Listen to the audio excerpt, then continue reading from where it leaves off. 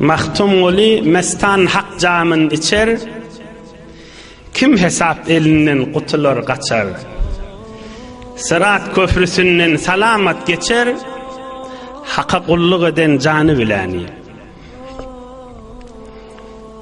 Mahtum oli mestan hak camın içer, aşık bolup keyif edip Allah'ın ışık mehabbet camından içer, kim hesap elinden kutulur kaçar.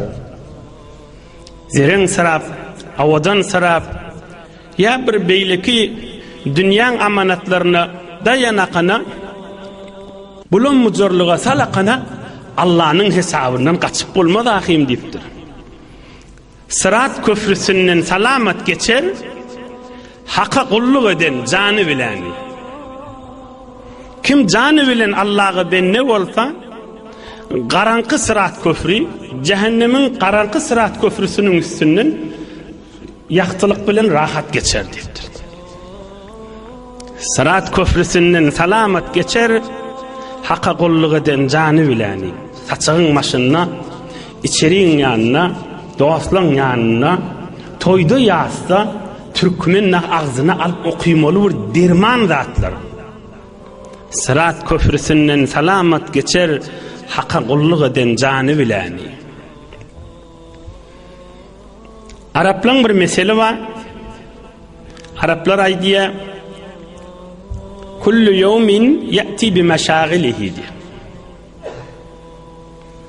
Kullu yevmin ya'ti bi meşagilihi.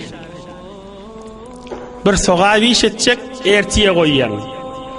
Ertin de özüne göre işi var ahim. Ertiye koyma dedi de. Meger erti boş bolup gelýärmi sen men huzuruma?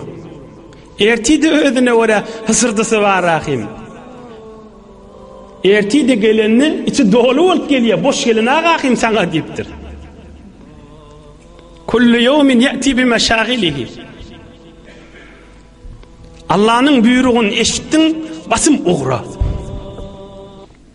Yaltalıktan ya ecidilikten etçegi işin etmeni kalmasızlık, etçegi işin etmeni kalmak ol kavdat derler.